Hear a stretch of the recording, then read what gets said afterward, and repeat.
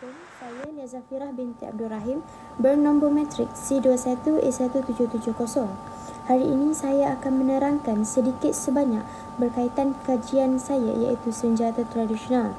Senjata tradisional yang saya kaji ialah keris. Masyarakat Jawa pada khususnya sangat tidak asing dengan karya seni yang dikenali sebagai keris oleh kerana keris adalah salah satu senjata seni yang dipercayai terciptanya di sana. Keris mempunyai bahagian-bahagian yang merupakan satu kesatuan yang melengkapkan keris tersebut seperti bilah, hulu dan juga sarung. Seseorang itu tidak akan memakai bilah mata keris sahaja, justru perlu mempunyai bahagian-bahagian yang lain bagi melengkapkannya. Bahagian tersebut dikategorikan sebagai bahagian luar dan juga bahagian dalam. Bahagian luar merupakan rangka sedangkan pada bahagian dalam disebut bilah. Dalam pada itu, pahlawan dan para pembesar tanah air mempunyai talian yang erat dengan keris kerana gandingan ini telah berhasil menentang anasir-anasir luar. Penghasilan sesebuah keris mengambil masa selama 2 hingga 3 minggu dan ada juga berlarutan sehingga sebulan. Hal ini kerana bergantung kepada kualiti serta keunikan keris tersebut. Ayat suci Al-Quran perlu dibaca agar pembuatan keris itu berjalan dengan lancar sebelum proses pembuatan keris tersebut. Sesetengah masyarakat juga percaya bahawa sebelum pembuatan keris itu perlu dibaca beberapa ayat bertujuan untuk menyeru semangat pada keris tersebut. Sejarah dan asal-usul keris. Menurut kepercayaan masyarakat Melayu tradisional, keris merupakan simbol kekuatan dan kekuasaan. Keris ialah senjata bagi masyarakat dahulu sekaligus karya seni yang sangat bernilai. Nilai keris ini terletak pada keindahan bentuk dan bahan yang dipakai. Proses pembuatan keris dipercayai memakan waktu yang sangat lama, ketekunan dan keterampilan yang khusus. Perkataan keris didapati bahawa berasal daripada suku kata kerik, iaitu ringkasan daripada perkataan Malang kerik, yakni dari perkataan Jawa kuno yang membawa maksud sebagai senjata awal hulunya berupa orang. Di Jawa, asalnya tercipta keris lantas tersebar luas di Nusantara. Keris merupakan senjata pendek Austronesia yang digunakan melebihi 600 tahun dahulu kala. Waktu bersilat, keris digunakan untuk mempertahankan diri dan keris juga boleh digunakan sebagai alat kebesaran diraja. Senjata ini juga merupakan lambang kedaulatan orang Melayu. Orang yang memiliki cita rasa seni tinggi akan mengagumi keris sebagai artifak budaya yang sangat berharga. Keris merupakan artifak budaya, justru itu ia adalah warisan khas kebudayaan Nusantara dan juga warisan khas bagi kebudayaan Melayu. Justru itu, keris terkenal dan sering dipakai oleh orang di Bali, Riau, Jawa dan Bugis sebagai pelengkap busana mereka. Rentetan itu, budaya keris kemudian menyebar ke kawasan lain di Asia Tenggara, terutamanya yang mempunyai asas kebudayaan Melayu seperti Malaysia, Singapura, Thailand Selatan, Brunei dan juga Filipina Selatan. Keris terbahagi kepada 3 bahagian iaitu mata, hulu dan terakhir sekali ialah sarung. Seterusnya, keris merupakan simbol kekuatan, kekuasaan, kedaulatan dan keagungan sebuah kerajaan dan bangsa Melayu menurut kepercayaan masyarakat Melayu tradisional. Keris ialah lambang kepada ketamadunan satu-satu bangsa di mana tersirat falsafah, nilai estetika dan menggunakan senjata. Ia juga turut menjadi pelengkap kepada pakaian adat istiadat orang-orang Melayu dari dahulu sehinggalah kini. Keris juga merupakan artifak dalam budaya masyarakat Melayu yang menganjurkan pelbagai rahsia dan falsafah yang berkaitan dengan pembuatan dan penempaannya. Keunikannya yang berada pada keris menampilkan ciri-ciri kekuatan, kehebatan, kemuliaan, keagungan, kegerunan serta kemistikan yang diperjelaskan menerusi aspek fizikal dan bukan fizikal. Selanjutnya, keris belum sepenuhnya terjelaskan kerana tidak ada sumber tertulis yang deskriptif mengenainya dari masa sebelum abad ke-15, meskipun penyebutan istilah keris telah tercantum pada prasasti iaitu batu bersurat dari abad ke-9 Masihi. Relief candi di Jawa lebih banyak menunjukkan kesatria-kesatria dengan senjata yang lebih banyak unsur India. Keris Buddha dan pengaruh India Tiongkok serta kerajaan-kerajaan awal Indonesia sangat terpengaruh oleh budaya Buddha dan juga budaya Hindu. Namun demikian, keris sering dikaitkan dengan kuasa mistik oleh orang Melayu pada zaman dahulu. Menurut amalan Melayu tradisional, keris perlu dijaga dengan cara diperasapkan pada masa-masa tertentu. Contohnya, mereka sering memperasapkan keris pada malam Jumaat.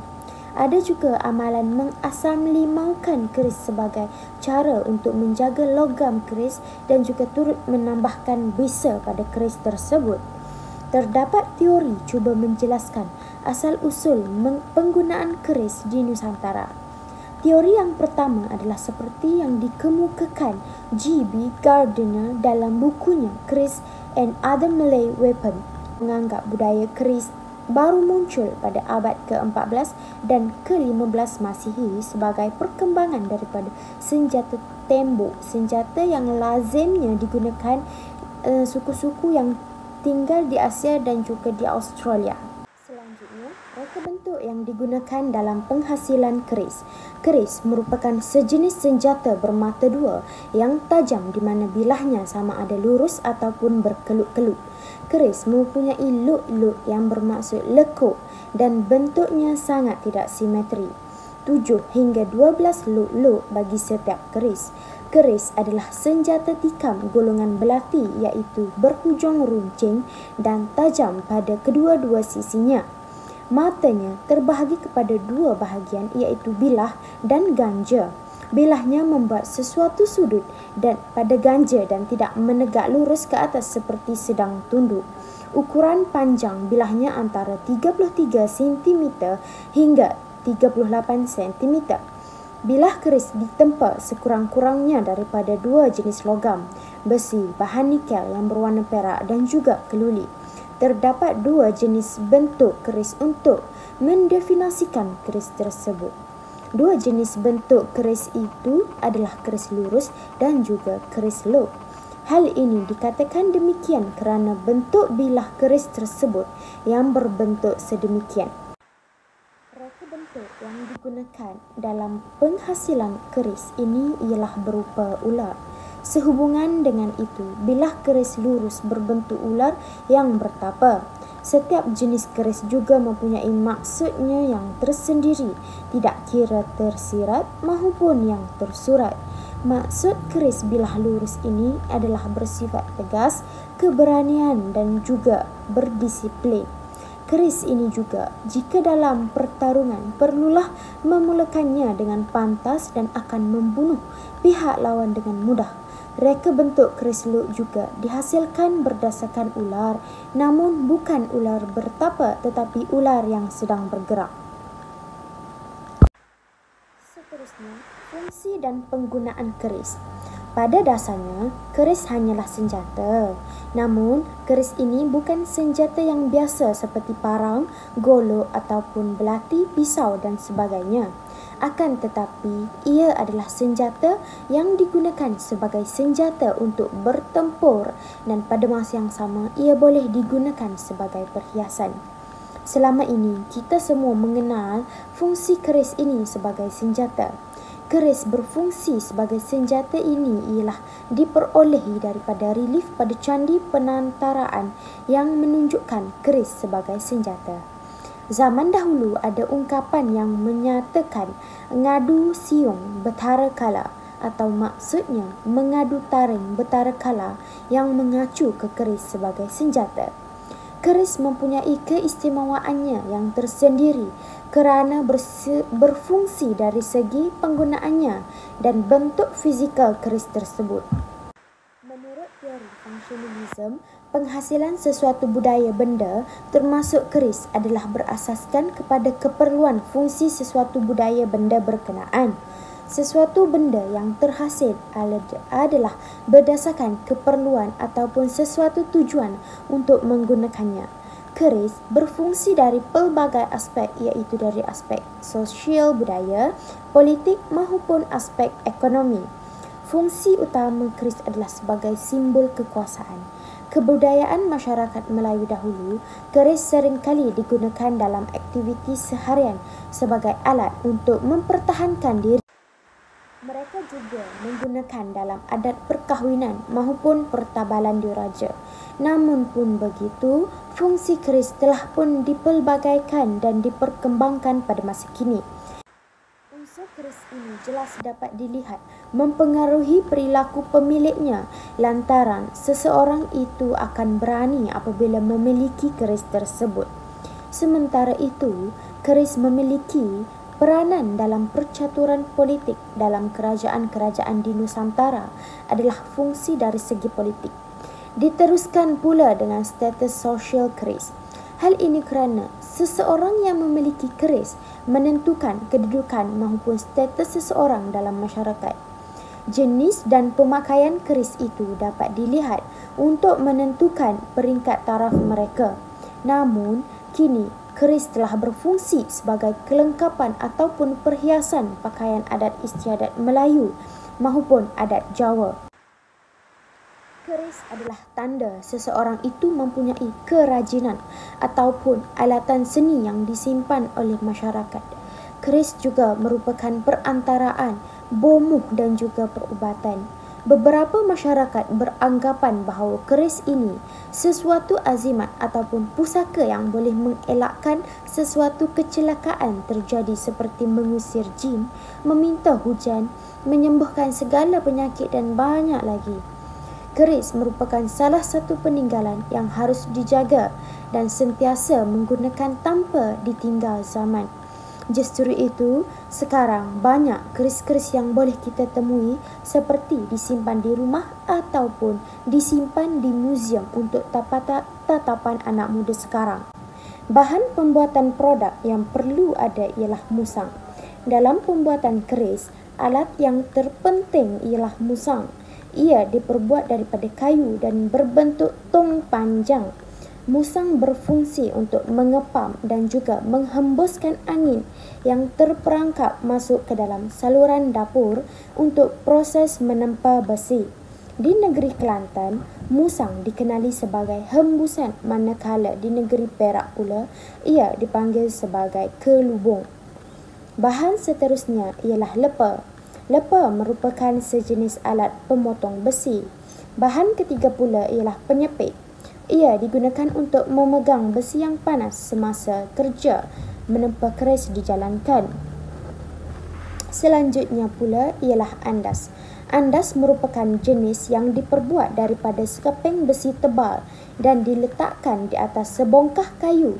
Digunakan sebagai tempat untuk mengetuk, menitik dan menempa besi yang panas. Bahan berikut ialah tukul. Ini kerana untuk digunakan sebagai menempa alat-alat besi yang matanya agak nipis. Seterusnya pula ialah tukul puting. Tukul puting ini digunakan untuk memasukkan puting parang atau keris ke dalam hulu keris. Bahan selanjutnya ialah penyepuh. Penyepuh merupakan tong kayu yang berisi air. Penyepuh digunakan sebagai bekas untuk menyepuh alat-alat besi yang ditempa, diketuk dan dikikir supaya sejuk, tajam, kukuh dan tahan lama. Bahan yang keenam ialah penyepit. Ia berfungsi sebagai pemegang atau menyepit sesuatu bahan. Ia juga digunakan untuk mengapit mata dan hulu keris, bertujuan memudahkan kerja terutamanya bagi membentuk dan mengikir. Jarasila ialah bahan yang seterusnya digunakan untuk membuat lubang pada hulu. Dalam pada itu, temin juga bahan pembuatan keris yang perlu untuk mengetatkan alat-alat besi di pangkal hulu. Selain itu, arang juga diperlukan. Arang digunakan sebagai bahan api untuk proses membakar keris. Dan bahan pembuatan yang terakhir ialah pahat. Pahat ialah alat besi yang mempunyai mata yang sangat tajam. Ia berfungsi untuk menebuk lubang dan juga mengukir. Pahat mempunyai beberapa jenis, iaitu pahat mata bulat, kuku, pahat mata lintang dan sebagainya. Proses pembuatan keris ialah proses penempaan, membentuk belalai gajah, mengikir, menyepuh dan menghasilkan pamor. Salah satu bahan yang diperlukan untuk membuat produk ini ialah logam. Tahap pertama ialah logam. Besi perlu dipanaskan dalam gas atau api yang sangat kuat untuk dijadikan besi ini menjadi lembut. Tempa besi berkenaan sehingga menjadi panjang dan padat dalam anggaran 32 cm hingga 35 cm. Tempa nikel menjadi nipis sekurang-kurangnya sehingga menjadi 1 hingga 2 mm dan nikel tersebut diikat pada besi yang telah ditempa dan bakar supaya logam tersebut menjadi lembut dan mudah dicantumkan. Seterusnya, tempa dahulu besi baja yang seberat 1 kilo sehingga menjadi setebal 5 mm. Masukkan keluli tersebut di tengah belahan antara dua pamor dan selepas itu letakkan dalam api dan tempa supaya keluli tersebut tercantum. Selanjutnya, membuat lekuk pada garis berkenaan. Pembuatan lekuk mengikut citarasa asalkan dalam keadaan ganjil. Tempa keris tersebut ke dalam api tersebut dan rendamkan ke dalam air biasa untuk mematikan urat pada logam berkenaan. Mandikan keris tersebut dengan limau nipis untuk memberikan ketahanan kepada besi dan juga menambahkan bisa keris.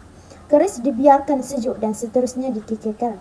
Pada dasarnya, pada bahagian ini keris sudah terhasil. Namun, proses seterusnya dilakukan bagi menuakan keris, yakni keris tadi dibakar sehingga suhu kepanasan mencapai 650 hingga 1300 darjah Celsius dan disejukkan dalam rendaman air yang dicampur dengan segala ramuan akar kayu, tuba, racun dan seumpamanya berdasarkan fungsi dan daya kegunaannya. Bekas air rendaman ini biasanya diperbuat daripada buluh betung, duri atau buluh kuning yang ruasnya besar dan tebal. Keris tersebut dikikir pada bahagian-bahagian yang tidak rata ataupun boleh menggunakan kertas pasir, daun sempelas serta ada yang menggunakan tulang sotong katak adalah merupakan tahap-tahap terakhir. Kemudian menggunakan tuba hitam iaitu arsenik bagi menghitamkan bahagian tertentu dan mencerahkan bahagian pamor atau motif keris. Seterusnya, keris itu disapukan minyak berdasarkan jenis besi iaitu minyak cendana. Sesetengah masyarakat dahulu menggunakan minyak zafron dan minyak melati mengikut citarasa kepunyaan keris. Terakhir sekali, proses pembuatan keris berakhir dengan membuat sarung. Penutup. Akhir kalam, keris merupakan senjata yang berupa seni. Justru itu, senjata ini adalah seni yang perlu dimemartabatkan dalam bangsa Melayu tidak kira dari segi adat resam, budaya maupun dari segi tradisi turun-temurun nenek moyang dahulu. Dalam pada itu, keris adalah salah satu tanda kekuasaan serta salah satu alat perlambangan dalam institusi raja-raja di negara ini. Pada sebilah keris telah pun direka pelbagai corak dan pelbagai maksud tersirat maupun tersurat, yakni dari segi peradaban serta pemikiran Melayu. Bukan sahaja pada bilah keris tersebut, bahkan pada hulu sarungnya sekalipun terdapat maksud. Keris mempunyai bahagian-bahagian seperti mendak, penduk, selut dan sebagainya. Bahagian-bahagian tersebut mempunyai keistimewaan dan keindahan. Rentetan itu, keindahan yang ada pada keris disebut sebagai gestur, yakni nilai keindahan yang wujud dari pelbagai unsur yang menarik. Sekian, terima kasih.